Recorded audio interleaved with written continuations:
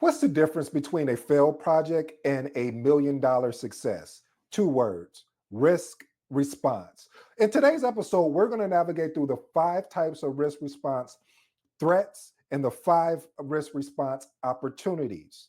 Now, you'll be surprised to know this, that most PMs only know about avoid, transfer, and mitigate. But how do they properly use them? So, in today's episode, I'm going to ensure that you have the opportunity to, first of all, understand how to use these properly, and then give you a good example of what they're like. And if you're going after your test, your PMP, CAPM, this is one of those episodes you want to pay attention to, because risk is real. There's a lot of questions about risk on the exam.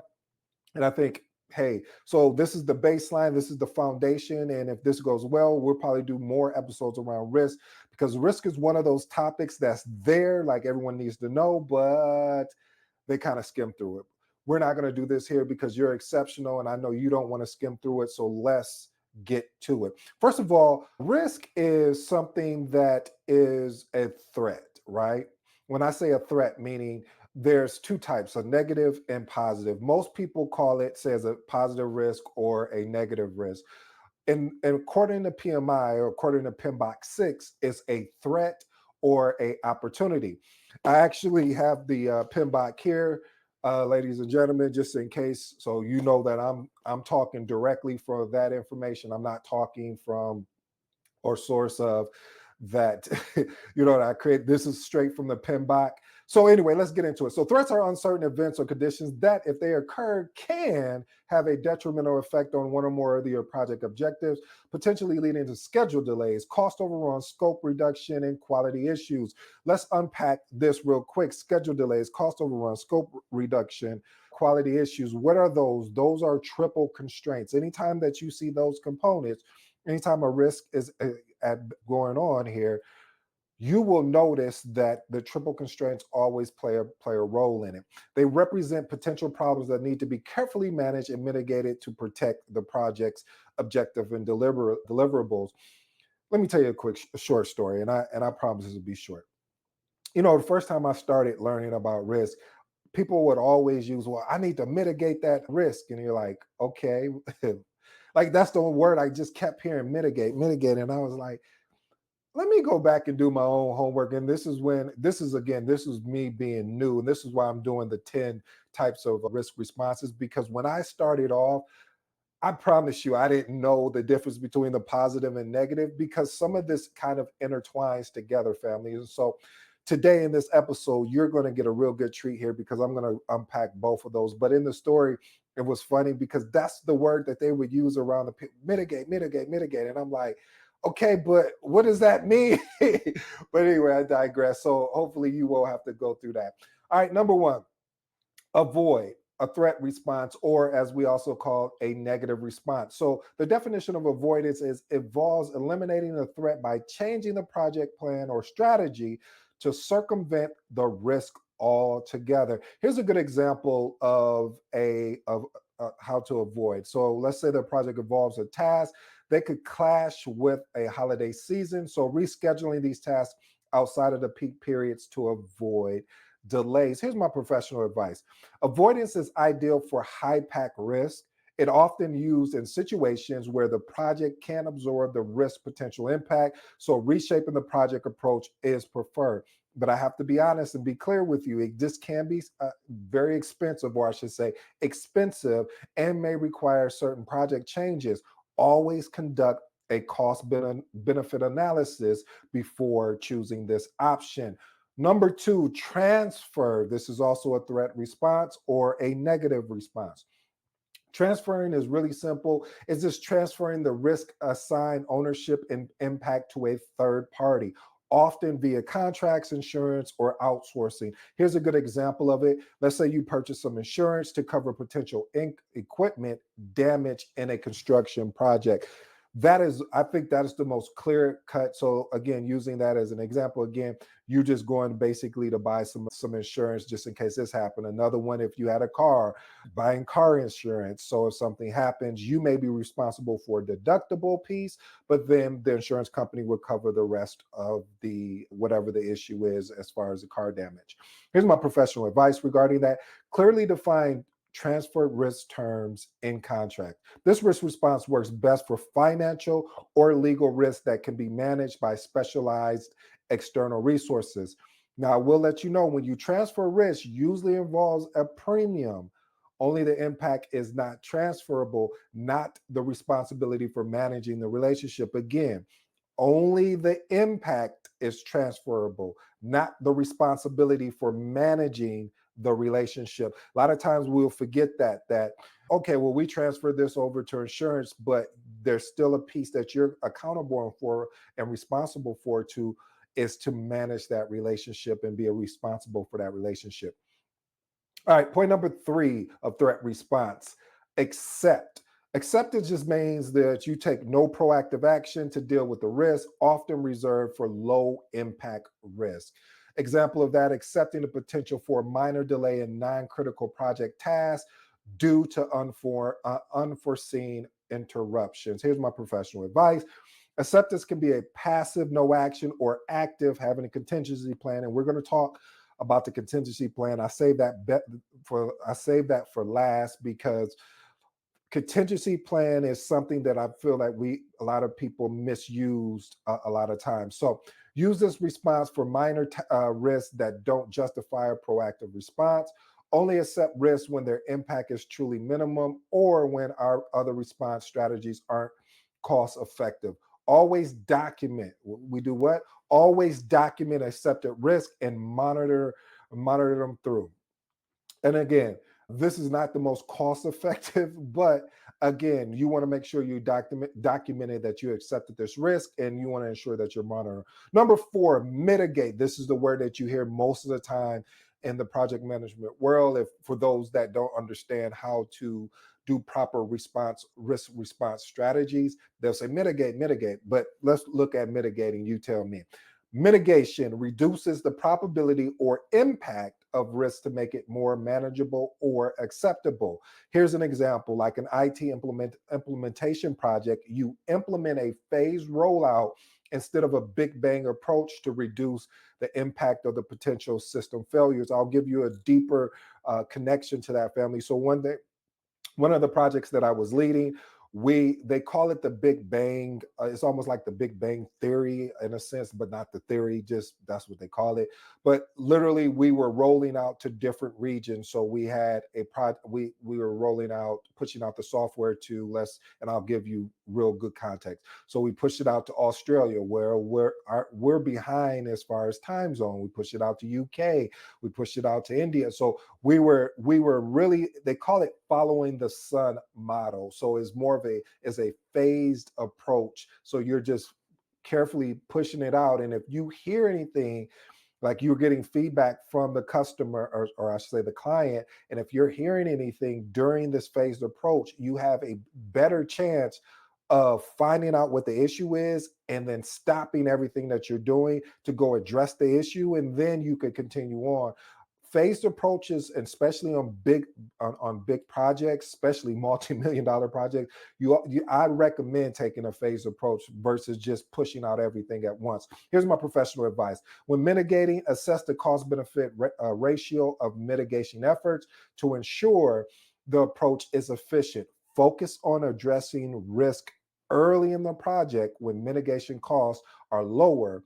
Document your mitigation plans in detail and ensure they're realistic and achievable. That's the key. Those two words: realistic and achievable. I sometimes I'll see very unrealistic, like how we're going to mitigate this particular risk, and some of the mitigation strategies I've seen, I was like, and who's going to do that? So, but I digress. The whole point is you want to make it realistic and achievable.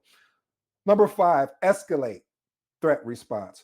When risk exceeds your authority or project boundaries, escalate it to the proper stakeholder or organizational levels. Here's a good example. Escalating a regulatory compliance issue to executive management if it requires a significant decision making beyond project authority. Here's my professional advice. Escalate when it risks are outside the project scope of influence. Now, again, family, that's outside the scope of influence. As a project manager, you are accountable and responsible to lead and help the team make decisions, or you make decisions on behalf of the team. However, when it exceeds your scope, again, using the example of a compliance issue, you will need to get executives or your sponsor involved, your project sponsor involved to address that. So, again, provide comprehensive documentation on potential impacts and propose responses.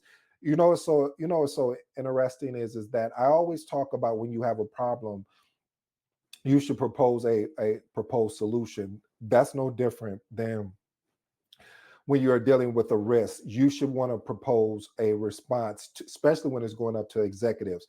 Next item, develop clear escalation paths and criteria. Family, if you do not have a clear escalation path and something like this comes up, let's say it's a regulatory issue, I will let you know you are in trouble. I've experienced it where I didn't have a true clear escalation path and I had to create one on the fly. And it wasn't something I would recommend, especially to a new project manager, even a seasoned project manager. I wouldn't even recommend it to. But so it's important to understand what are the clear escalation paths. Okay, if I escalate this to my manager, where does my manager escalate this to, or do we just go over our manager?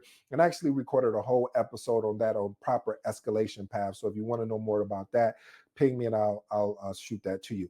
Again, and document everything and maintain communication with stakeholders.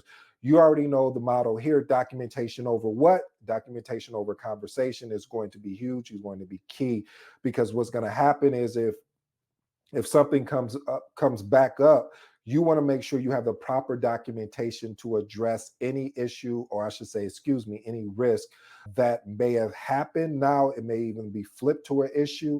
So you want to be ahead of the game. All right, let's look at the opportunities, or what they say positive. Opportunities are uncertain events or conditions that, if they occur, can have a beneficial effect on one or more project objectives, such as time, cost, scope, or quality. Again, your triple constraints. They represent potential positive impacts that can be leveraged to bring added value to the project, such as completing work ahead of schedule, delivering under budget, or exceeding stakeholder expectation. That last one is what I love: stakeholder expectation. All right, number one, exploit. Exploitation ensures a high priority opportunity is realized by maximizing the likelihood of its occurrence. Example: when a key expert becomes unexpectedly available, you immediately secure them for your critical project activities. Here's my professional advice: exploit when opportunities offer significant value to the project and dedicated resources accordingly to maximize benefits. Also, create a rapid decision-making process to capitalize on opportunities quickly when they arise. Again, family, it's about speed to market. Again, it's about making quick and informed decisions. All right, number two, enhance. This is also called opportunity response, as you kind of get it.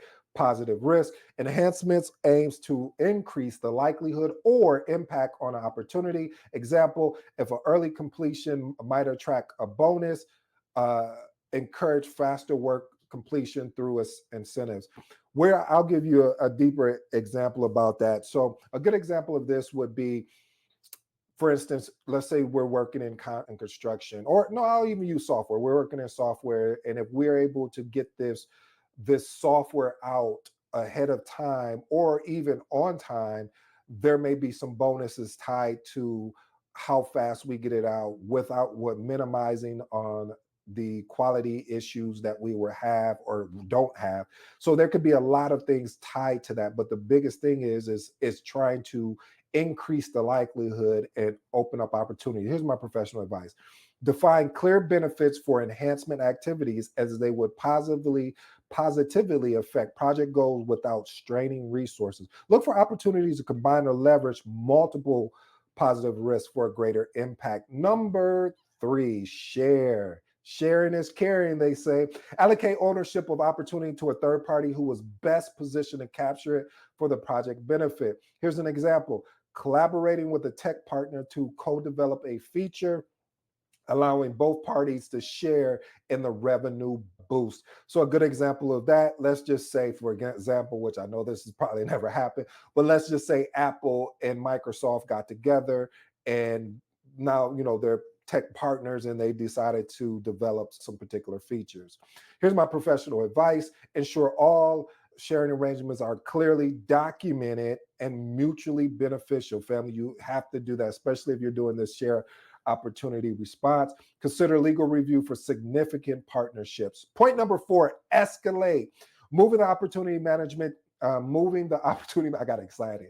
Moving the opportunity management to a higher organizational level when it exceeds project boundaries. An example of that is technological tech breakthrough in your project could benefit multiple projects, so you can escalate it to a program level. So let's say you have a breakthrough in which it benefits on a more of a project level, because when you get to the program level, it's a collection of projects. So when you're looking at project, let's say you have a project that is having success from a technological, I don't know why I'm struggling with that word today, that's my thing. You have a greater opportunity to have success. So here's my professional advice: is build strong relationships with program and portfolio managers to facilitate effective escalations. And number five of the positive, or as according to PMI, opportunity responses: be willing to take advantage of opportunity if it occurs, but not actively pursuing it. If a competitor goes out of business, you're willing to hire their skilled staff, but you don't actively plan for it. Here's my professional advice: maintain awareness of accepted opportunities and be ready to act if they materialize. As I told you, family, I had a bonus for you, because sometimes we can get contingency response strategies, also known as contingency plans, confused. So I thought, hey, I know when I was first learning this, I got it confused, and maybe you won't get it confused, but at least you'll have the proper context in case somebody is telling you the wrong information. So let's look at what the definition is. A contingency response strategy is a planned response. Again, I'll say that again. A contingency response strategy is a planned response that will only be executed if certain predefined conditions or triggers are met. Again, the only way a contingency response strategy can work if predefined conditions or triggers can be met. They're designed to be implemented only if specific events occur. Here's the key attributes to a contingency response strategy, or what we call a contingency plan: trigger conditions that are clearly defined, response strategies that has been planned in advance, assign ownership and responsibility, resources that have been identified and reserved. Now, I want to give you a good example of what that looks like. So let's take a software development project. The trigger is if a key developer leaves the project. So that is the trigger. That meets our first key attribute. Now, our contingency response is activate cross-training program, engage in pre-identified contract resources, implement documented knowledge transfer plan. Why is this important? Well, it provides a ready to execute backup plan. It reduces response time when risk occur, and it increases project resilience. And most of all, the most foundational, the most successful thing that you're going to need is it helps maintain the project momentum. Well, family, I hope you enjoyed today's episode. Again, five strategies, risk response strategies, negative, or as we call them, threats and opportunities, or opportunities and threats. I just had to mess with you a little bit. Well, I go by the name of ED. I hope this high level risk strategy, I want to give a special thanks out to one of the family members that recommended, say, hey, Ed, I would love to see some information on risk and do some more stuff on risk. I want to let you know I never forgot about you. I was just getting some other episodes out the way. Now we have this opportunity to talk about risk. I got some more stuff coming for you guys. I'm super excited. We're getting close to, I guess, the end of fourth quarter.